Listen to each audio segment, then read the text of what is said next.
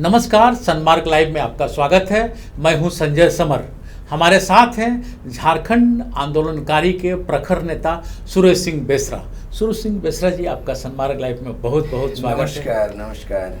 हम बेसरा जी से जानेंगे कि आंदोलन के समय वो कैसे आंदोलन करते थे, पुलिस से कैसे छुपते थे, आंदोलन करने के दरमियान लोगों को क्या क्या कहते थे, और क्या आंदोलन कर करके अलग राज्य तो इन लोगों ने ले लिया, लेकिन माटी बेटी रोटी की समस्या क्या जस की तस नहीं बनी हुई है। तो बेसरा साहब ये बताएं कि आंदोलन करके अलग राज्य तो आप लोगों ने ले लिया, झारखंड के लड़ाकुओं ने अलग राज्य तो जरूर ले ली, लेकिन क्या आज भी माटी बेटी रोटी की समस्या खड़ी नहीं है? झारखंड जिस उद्देश्य से अलग राज्य बना है, बिरसा मुंडा की जो सपना था, शहीदों के अरमान था, अबुआ दिसुम अबुआ राज, और जिसके खिलाफ जो है स्वतंत्रता की लड़ाई लड़ी गई, जल जंगल जमीन के अधिकार की लड़ाई लड़ी। और कहने को तो 15 नवंबर 2000 को जब अलग राज्य स्थापित हुई, 15 नवंबर खास दिन था। 15 नवंबर बिल्कुल उस दिन जो राज्य की स्थापना हुई, उसमें भगवान बिरसा मुंडा का जयंती था, जन्मदिन जी, 12 बजे रात को। जी हाँ जी हाँ। तो जो जिस उद्देश्य से श्रेय जाता, जरूर भारतीय जनता पार्टी पे श्रेय जाता है कि भगवान बिरसा मुंडा के जन्मदिन पर इस राज्य की स्थापना हुई, देश के 28वां राज्य के रूप में हुआ है। लेकिन क्या आज सवाल उठ रहा है, क्या भगवान बिरसा मुंडा को आपने आदर्श माना? उस आदर्श का एकमात्र आदर्श का लड़ाई का आदर्श था CNT एक्ट, छोटापुर टेंडेंसी एक्ट। और CNT एक्ट का मतलब जल जंगल जमीन की बात है। आपने भगवान बिरसा मुंडा को आदर्श माना, उसके गाँव को आदर्श गाँव बनाया, उनकी भाषा मुंडारी भाषा को आपने पठन पाठन का माध्यम बनाया, उनका CNT एक्ट को आपने बदलाव करने का आपने कोशिश की, आपकी सरकार में बहुमत से आपने विधानसभा से पारित कर दिया, इम्प्लीमेंट नहीं हुआ, विरोध हुआ। कहने का मतलब है जो झारखंडी जन आकांक्षा के अनुरूप, शहीदों के अरमान के अनुरूप झारखंड सपनों का झारखंड नहीं बना। जिस झारखंड को 50 साल तक इस तरह का आंदोलन हुआ, हमने सुना था छात्र जीवन में कि छोटनागपुर संथाल परगना में जय झारखंड और पटना दिल्ली में दलाली। ये राइट फ्रॉम जयपाल सिंह लेकर के 63 में झारखंड पार्टी को मार्जार कर दिया, कांग्रेस में विलय हो गया। जयपाल सिंह उस समय जवाहरलाल नेहरू को बोलता है झारखंड फारखंड छोड़ो। तो इतिहास की बात आप बात है, लेकिन मेरी जो छात्र लेकिन वर्तमान की बात अगर हम करें तो बारी बारी से तो सबने सरकार बना ली। जी हाँ। तो अब आपकी कल्पना या जिस आंदोलन को लेकर के आप एक ब्लूप्रिंट बनाए होंगे, तो वो कितना सरजमी पर उतरता दिखाई दे रहा है या उतरा? अगर आजसू नहीं होता तो शायद झारखंड का सपना साकार नहीं होता। 1986 में मैं डॉक्टर रामदयाल मुंडा के छत्र छाया में मैं संथाली में MA किया, MA पास विद्यार्थी। मैंने ऑल आसाम स्टूडेंट यूनियन की तरह आसाम के तर्ज पर ऑल झारखंड स्टूडेंट्स यूनियन बनाया, आजसू बनाया। और 3 साल के संगठन में मात्र 72 घंटा का झारखंड बंद में झारखंड की 50 साल पुराने आंदोलन की दशा और दिशा को बदल दिया। राजीव गांधी के समय में वार्ता में हुआ तो लिखित हस्ताक्षर जो मेरे नेतृत्व में हुआ आजसू। लेकिन झारखंड राज्य तो बन गया।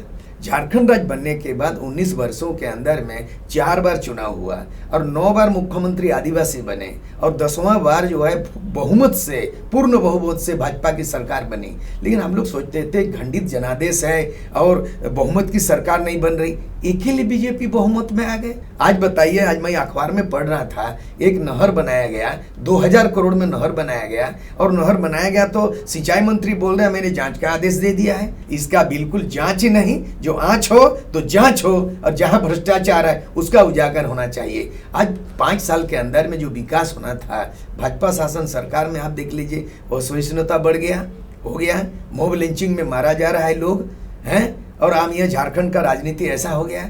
बिहार से क्यों अलग हुआ?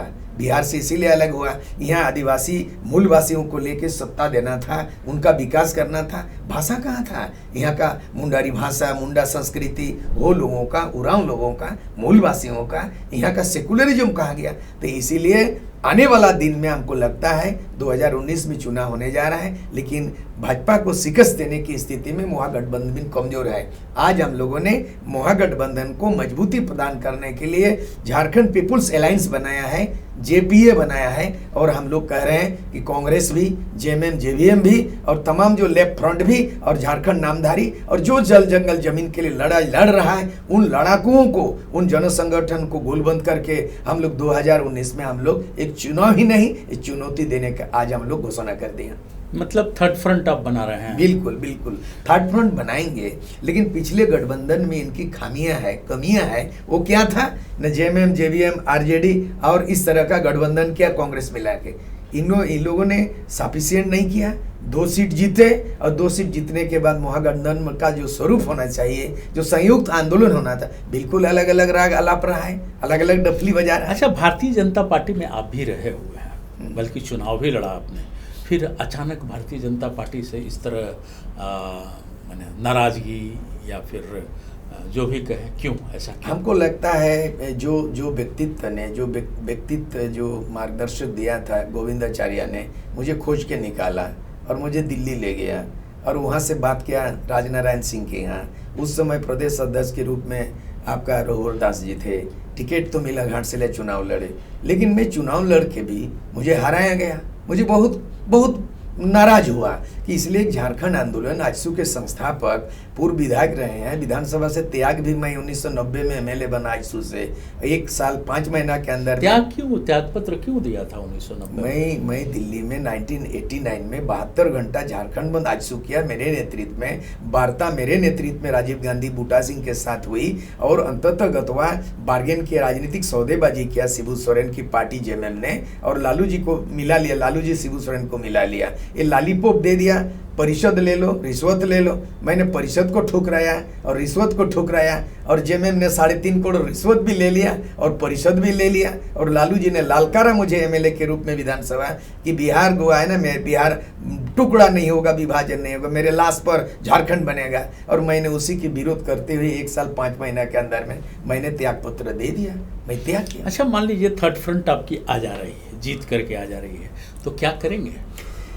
हम लोग चाह रहे हैं कि झारखंड जो बना है, जिस बात की अभी जो डर लगता है, कश्मीर में 370 धारा हटाने के बाद अब तो हम लोग की बारी है। एसटी, एससी, ओबीसी का जो आरक्षण का सुविधा दी गई है, इसीलिए डर इस बात का लग रहा है। नरेंद्र मोदी केंद्र में है, झारखंड में रघुवर दास की सरकार है, देश में भी प्रदेश में भी भाजपा की शासनकाल में डर इसीलिए लगने लगा है कि जब 10% जाति नहीं आर्थिक आधार पर आंकड़ों को, सवर्णों को जब आरक्षण दे करके इम्प्लीमेंट कर दिया, तब जाति के आधार पर 1950 से एसटी, एससी, ओबीसी को जो नौकरी में प्रावधान है, हमको लगता है मोदी शासन काल में ये जाति आधार पर आरक्षण हटा देगी।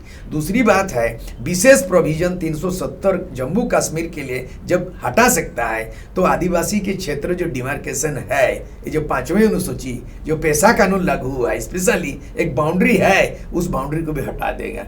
इसीलिए हमने जो थर्ड फ्रंट बनाया, और हम चाहते हैं थर्ड फ्रंट में प्रेशराइज करेंगे, प्रेशर प्रैक्टिस करेंगे कि कांग्रेस, जेएमएम, जेवीएम, आरजेडी, ये चारों का महागठबंधन, हमारे जो झारखंड पीपुल्स अलायंस बना है इधर, ये लेफ्ट पार्टी मिला के ये बड़ा गठबंधन बने, और एक एक सीट पे जो है ना उसको बारीकी से परख करके, और एक एक सीट पे हम लोगों को चुनाव ही नहीं चुनौती देना है, तब जो है भाजपा के साथ मुकाबला हो सकता है। नहीं तो भाजपा ने आंकड़ा बना लिया है, अब की बार 65 पार कर दे रहा है, तो हम अब की बार 65 पार नहीं, अब की बार उनकी सरकार को रोकना है और हमारा वैकल्पिक सरकार बनाना है। नहीं, ये चुनाव को जो चुनौती की बात आप कह रहे हैं, तो ये फिर एक नया एक्सपेरिमेंट, क्योंकि 1977 की क्या दशा हुई आपने देखा, 1989 की क्या दशा हुई आपने देखा। जितनी पार्टियां मिल करके अगर चुनाव मैदान में उतरती हैं तो ज़्यादा लंबा चल नहीं पाता है, ठीक है, फिर चुनाव हो जाता है, जिससे देश कमज़ोर होता है। एक चुनाव में हज़ारों करोड़ रुपये खर्च होते हैं, तो फिर क्या ऐसा नहीं लग रहा है कि आप लोग जो गठबंधन, महागठबंधन या जो भी कर करके चुनाव में भाजपा को या किसी दल को चुनौती देने वाले हैं, तो इससे देश कमज़ोर होता नहीं नज़र आ रहा है? अपने जगह चुनाव है, लेकिन राजनीति में तो चुनौती है। लोकतंत्र, प्रजातंत्र में विपक्ष की बहुत बड़ी भूमिका है। आज जितनी बड़ी भी लोकसभा में किसी भी स्टेट में किसी भी अगर बहुमत की सरकार बन जाती है, जनादेश मिल जाता है, लोकतंत्र में विपक्ष जितना मजबूत होगा सरकार उतना सक्रिय रहती है, मोनोपोली नहीं चलता है। लेकिन हम लोग एक विपक्ष, बड़ा विपक्ष बनाना सिर्फ गठबंधन ही नहीं है, हमारा महागठबंधन और मजबूत हो जाए, वाम मोर्चा भी आ जाए, आंदोलनकारी भी आ जाए, कांग्रेस भी रहे यहाँ पे, और बड़ा गठबंधन का मतलब है कि रूलिंग पार्टी, सत्ताधारी पार्टी का एक बड़ा विपक्ष की जरूरत है, तब लोकतंत्र बचेगा। हमको लगता है देश को बचाना है, संविधान को बचाना, लोकतंत्र बचाना। लोकतंत्र तभी बचेगा जो सत्तारूढ़ पार्टी के मोनोपोली को, जो हिटलरशाही को, उस पे अंकुश निरंकुश सरकार पे अंकुश लगाने के लिए विपक्ष, सशक्त विपक्ष की जरूरत है। और हम लोग जो गठबंधन सशक्त विपक्ष की तैयारी में हम लोग हैं। अच्छा, आप सत्ता की तैयारी में नहीं है कि सत्ता मिले और उस पर आप शासन करें और सुविधा दें, इससे तैयारी में थर्ड फ्रंट नहीं तैयार हो रहा है? हम लोग सत्ता परिवर्तन भी करेंगे और व्यवस्था परिवर्तन करेंगे।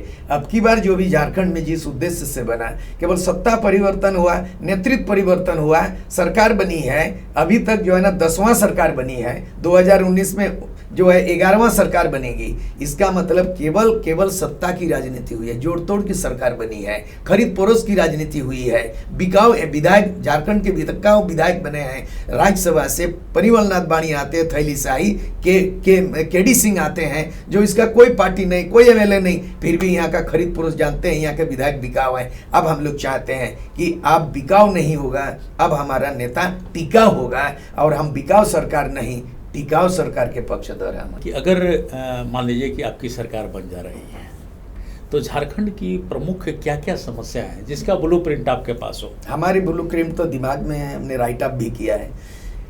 पहला उद्देश्य बना, केवल आर्थिक विकास ही विकास नहीं कहला जाता है। विकास वहाँ के सामाजिक विकास, सांस्कृतिक विकास, भाषा का विकास, इतिहास का विकास, भौगोलिक परिक्षेत्र को। झारखंड प्राकृतिक सुंदर से सुशोभित है, जहाँ वनों की मधुर संगीत है। ये जो प्रकृति है झारखंड ने दिया है, जल जंगल जमीन दिया है, ये तो नष्ट के कगार पर है। आप उन आदिवासी या मूलवासी झारखंडियों का जमीन है, उसमें सिंचाई की व्यवस्था नहीं है। देखिए, पूरे 3 बार बाढ़ हो चुका है पूरे देश भर में, इस बार झारखंड सुखाड़ पड़ गया, वैकल्पिक व्यवस्था नहीं है। और जब आप नहर बना रहे हो 45 साल हो गया। सुवर्णरेखा प्रोजेक्ट 150 करोड़ में शुरू हुआ है, और आज जो है ना 45 साल में 60,000 करोड़ में आ गया। स्थितियाँ ये हैं कि यहाँ एक तो भ्रष्टाचार को मुद्दा आपने बना लिया कि हाँ भाई, ये भ्रष्टाचार को आप नकेल देंगे। ये बात तो रघुवर जी भी बोल रहे हैं, मोदी जी भी बोल रहे हैं कि भाई राज्य से, देश से भ्रष्टाचार को खत्म करना है। सरसों से भूत भगाया जाता है, यहाँ सरसों में भूत घुस गया है। इसका मतलब है ये भ्रष्टाचार के खिलाफ की बात करते हैं, खुद भ्रष्टाचार है। चौपट कर दिया यहाँ का बिजनेस को। नोटबंदी में क्या हो गया देश का, और उसके बाद जो है नोटबंदी के बाद मैंने जीएसटी लागू कर दिया, बिजनेस का क्या हो गया। बेरोजगारी देख लीजिए, आज हालत देख लीजिए। आज मंदी हो गया, मोटर जितना मोटर व्हीकल का कंपनी को देख लीजिए, बंद करने जा रहे हैं, सब प्राइवेटाइजेशन जा रहा है। रेलवे को प्राइवेट करने जा रहे हैं, इंडियन एयरलाइंस वो प्राइवेट करने जा रहे हैं। आप क्या करने जा रहे हैं? अच्छा, सनमार्ग आने में जो हमारे साथ जो साक्षात्कार हुई, मेरा भी आपका इंटरव्यू, मैं तो कवि भी हूँ, लेखक भी हूँ, साहित्य अकादमी पुरस्कार भी मिला। गीतांजलि बांग्ला से मैं संथाली भी अनुवाद किया, और मधुशाला हरिवंश राय बच्चन की पुस्तक को मैंने संथाली में अनुवाद किया, और 2017 में मुझे भारत सरकार द्वारा साहित्य अकादमी पुरस्कार भी मिला। मैं राइटर भी हूँ, फाइटर भी हूँ, लेकिन सनमार्ग में आने के बाद मुझे ऐसा लगा सनमार्ग में सही मार्ग दिया। हो सकता है आज का इंटरव्यू, आज का साक्षात्कार आने वाला दिन में 2019 में झारखंड का तस्वीर बदलेगा, झारखंडियों का तकदीर बदलेगा, और हमको लगता है झारखंड में ये बदलाव जो है, परिवर्तन झारखंड में एक बदलाव आएगा। सुरेश सिंह बेसरा जी ने सही कहा कि बड़ी बड़ी इमारतें और चौड़ी चौड़ी सड़कें विकास नहीं होती हैं, विकास की प्रतीक नहीं मानी जाती हैं। विकास की प्रतीक के लिए वहाँ विकास संस्कृति का होना चाहिए, लोगों का होना चाहिए, समाज का होना चाहिए। तो बेसरा साहब, आपका बहुत बहुत धन्यवाद सनमार्ग लाइव में आने के लिए। मुझे दीजिए इजाज़त, फिर मिलते हैं। नमस्कार।